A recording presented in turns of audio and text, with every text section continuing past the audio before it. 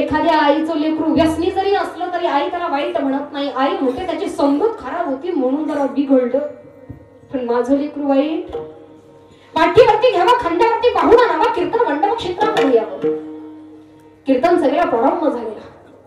जसं नाथ बाबांनी पाहावं तशी या 22 वर्षाच्या तरुणाला साथ घालावी की ये कुर्मदासा बैस बाबा भजन कर. तो 22 वर्षाचा तरुण म्हणजे संत कुर्मदास महाराज. कुणाला सांगतायत महाराज ये बाबा बैस भजन कर? कुणाला? ज्याला हात नाही त्याला, ज्याला पाय नाही त्याला.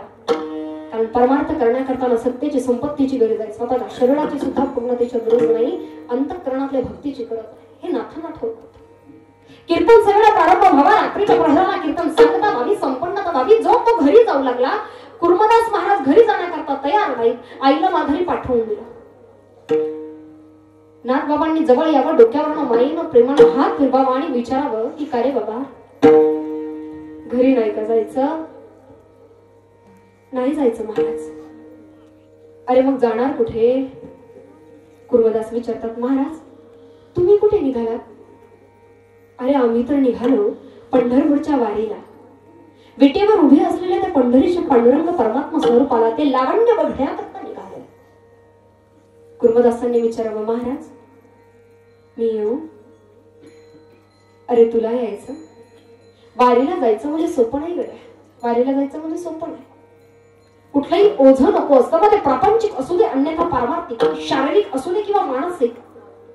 तुझी येण्याची इच्छा आहे, दुसऱ्या कुणाला तरी उचलून घ्यावं लागणार, त्या व्यक्तीची वारी पूर्ण होणार नाही. तुझी येण्याची इच्छाच आहे का? चल मी तुला घेतो, चल. कुर्मदासांनी सांगावं महाराज तुम्ही घेऊ नका आणि दुसऱ्या कुणालाही घेऊ देऊ नका. माझी जबाबदारी मी घेतो, तुम्ही फक्त हो म्हणा.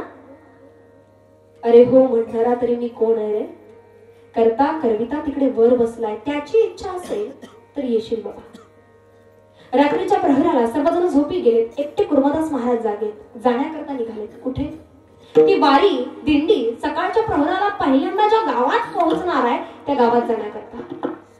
जाणार तरी कसं? दोन्ही हातही नाही, दोन्ही पायही नाही, पोटावरती ओलवा व्हावं आणि पोटाच्या साह्यानं रेंगाळत रेंगाळत सरपटत सरपटत त्या दिशेनं निघावं. मग शरीरात काटे घुसतात, दगड घुसतात, रक्तबंबाळ होते, कशाचीच पर्वा नाही. सकाळच्या प्रहराला हनुमंतरायाच्या मंदिरासमोर यावं. समस्त गावकऱ्यांना हाताला द्यावा की गावकऱ्यांना गावामध्ये नाथ बाबांची दिंडी येणार आहे हो. कोणाला कालवण आणायचं असेल आणून ठेवा, कोणाला भाकरी आणायची असेल आणून ठेवा. वारीला जाता आलं नाही तरी चालेल, पण वारकऱ्याला जेव घातलं तर वारीला गेल्याचं पुण्य लाभेल. गावकऱ्यांनी आनंदानं तयारी केली. नाथांची दिंडी गावात प्रवेश करती झाली तसे समस्त गावकरी आनंदानं सामोरे गेले. नाथ बाबांना प्रश्नच पडला. अरे बाबांनो आम्ही येणार तुम्हाला कसं कळालं? गावकरी सांगतात महाराज अहो तुमचा वारकरी गावात आला होता. अरे कोण वारकरी? कुठला वारकरी? महाराज तुमचाच वारकरी होता.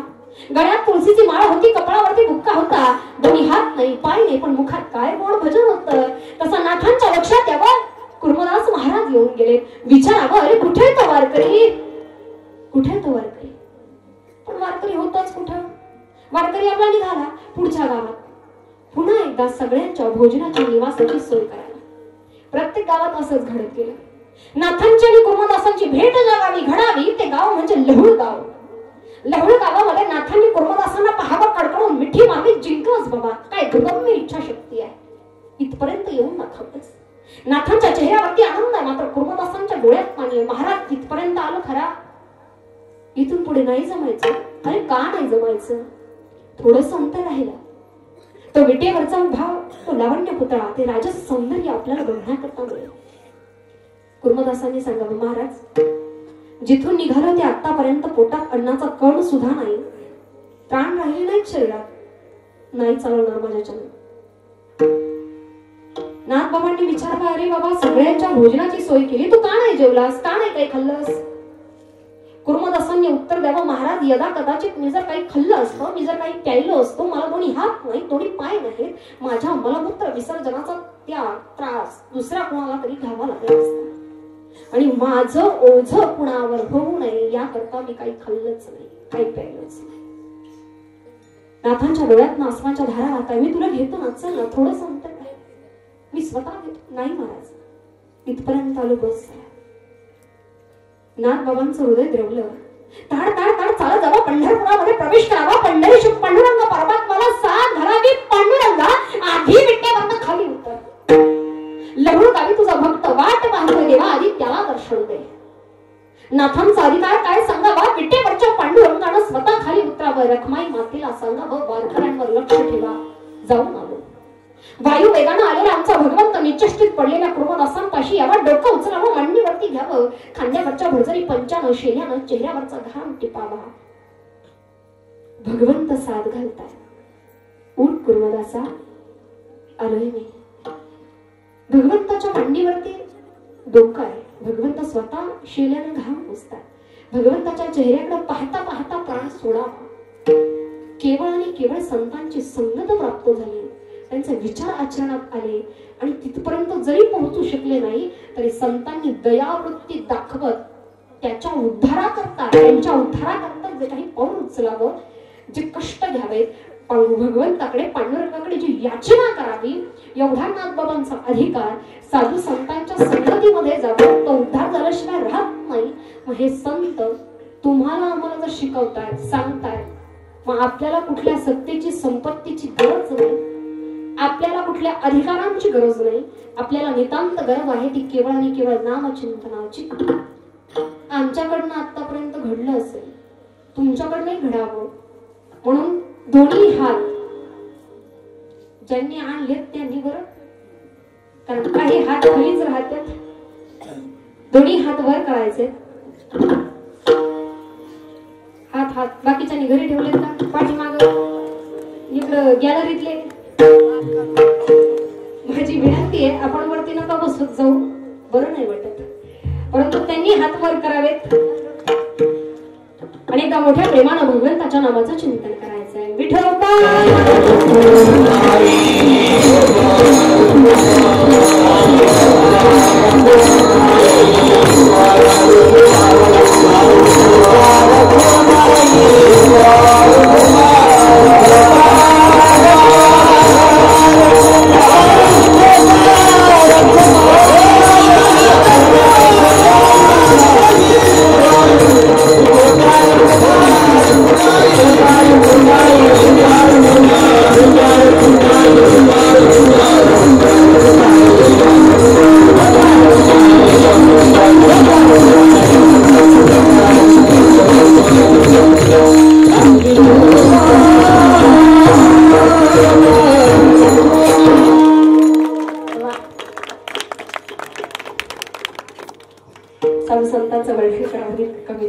नामचिंतन आपल्याकडनं घडावं.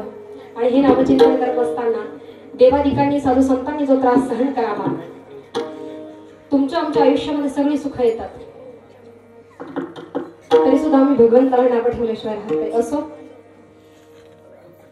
विठ्ठल विठ्ठल.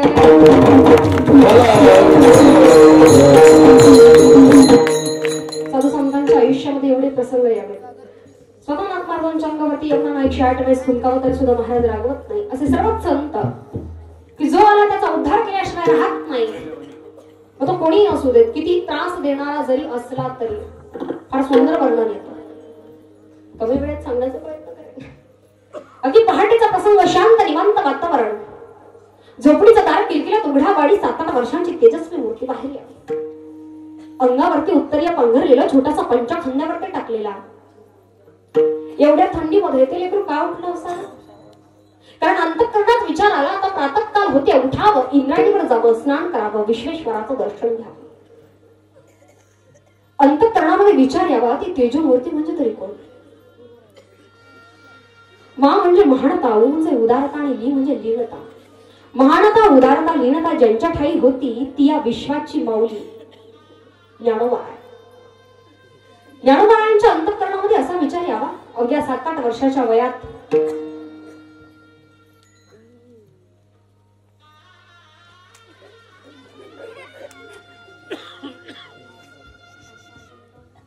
अवघ्या 7-8 वर्षाच्या वयात असा विचार यावा.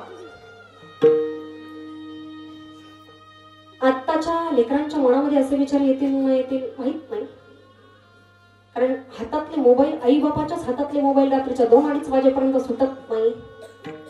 इतरांकडनं काय अपेक्षा करायची? मनात असा विचार यावा, शुद्ध बीजापोटी फळे रसाळ. अंतःकरणामध्ये विचार यावा आणि इंद्राणीच्या काठानं चालू लागावं. वातावरणात प्रसन्नता अंतःकरणामध्ये भरून पावते. सूर्यानं नुकतीच भगवी छटा भूमंडलावर सोडण्यास प्रारंभ केलेला घरट्यातला पक्ष्यांचा चिव्हाळा कानावरती ऐकू येतोय. दूर कुठेतरी गाय वासराच्या हंबरण्याचा आवाज ऐकू यावा. इंद्राणीच्या काठी यावं रात्रीच्या प्रहराला सोडलेले दिवे अजूनही इंद्राणीच्या पाण्यावर उचंबळत जाताना दिसतात. काठावरती अलगद पंचा काढून ठेवावा आणि घाटाच्या 6 पायऱ्या उतरून पाण्यात प्रवेश करावा. तशी थंड गार पाण्याची शिरशिरी अंगावरती उठून चाली रोमांच विरहावेत. या पंचमहाभूतांमध्ये उठणाऱ्या आनंद लहरी आता देहाच्या पंचमहाभूतांमध्ये समाविष्ट होत होत्या. आणि त्या प्रसन्न वातावरणात माऊलींनी पाण्यात प्रवेश करावा. हातामध्ये पाणी घ्यावं. पाणी तरी कशा करता? सूर्याला अर्घ्य देण्याकरता, अर्घ्य अर्पण करण्याकरता. पूर्वी त्रिसंध्या करायची असली की सूर्याला अर्घ्य अर्पण करण्याची प्रथा होती. पण अर्घ्य वाहतोय कोण?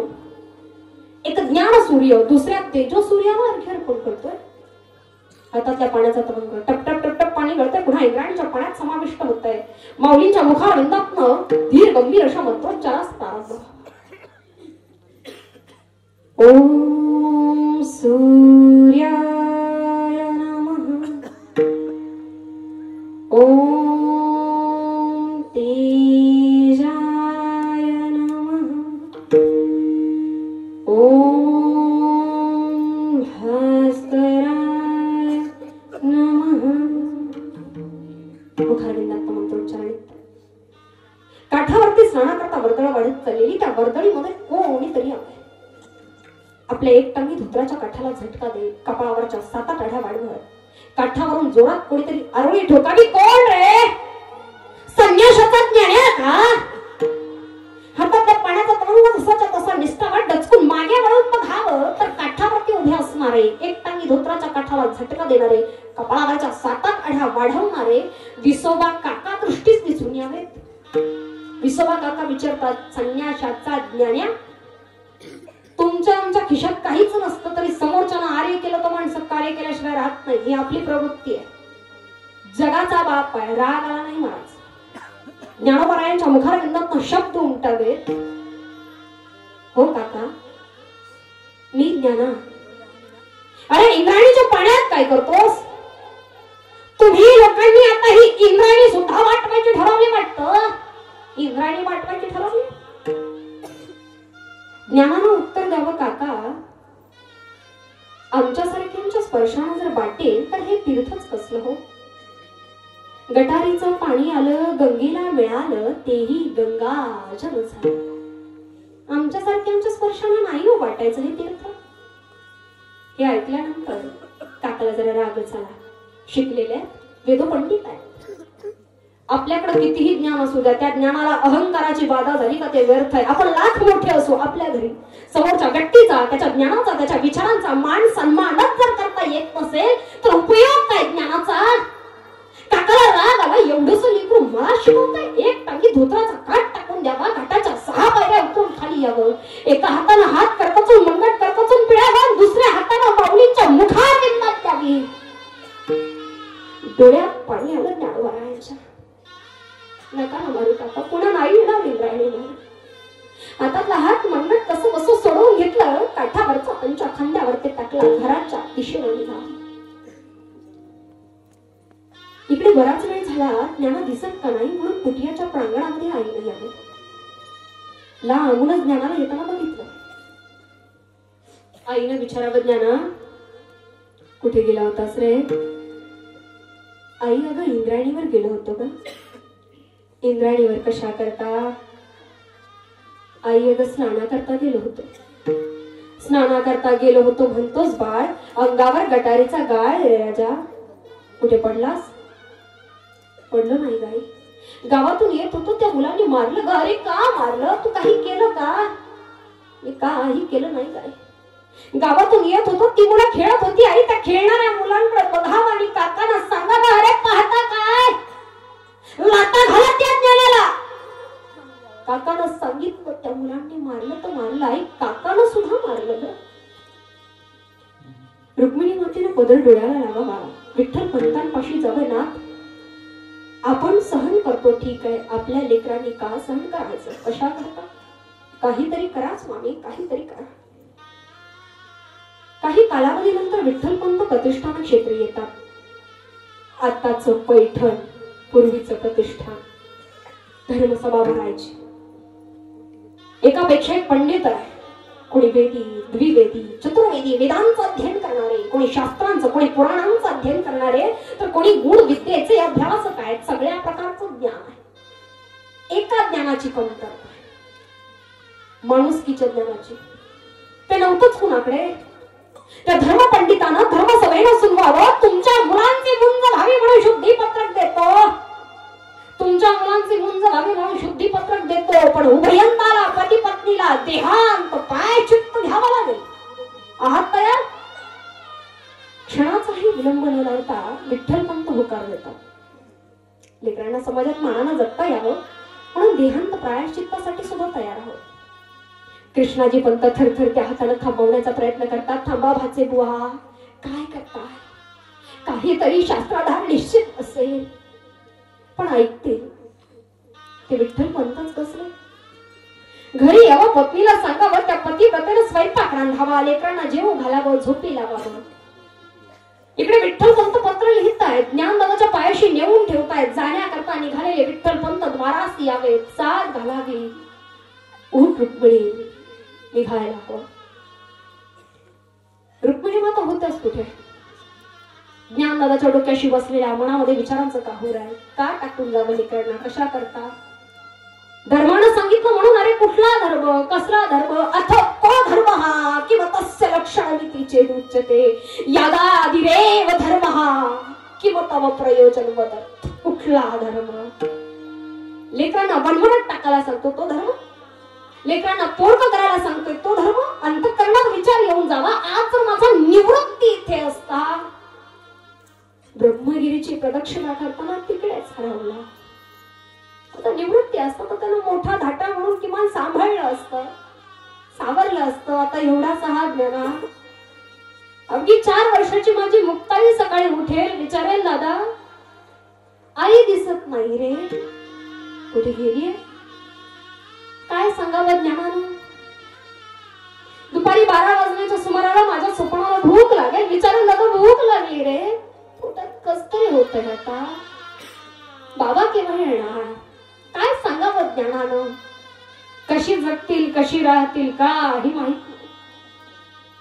लेकरांच्या डोक्यावर मायेनं प्रेमानं हात फिरवावा, पांडुरंगाला साथ घालावी. पांडुरंग आता लेकरांसाठी सर्वस्व तूच आहेस. विठ्ठल मात्र साथ घालतात रुक्मिणी घेऊन. लेकरं उठली तर नाही जात राहणार.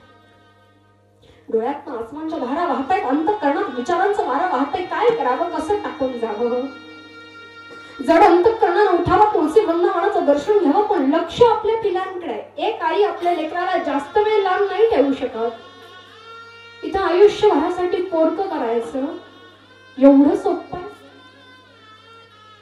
विठ्ठल पंत, रुक्मिणी माता यांनी घराकडे भरल्या नजरेने पाहावं, चालू लागावं. चालता चालता चालता एके ठिकाणी थांबावं.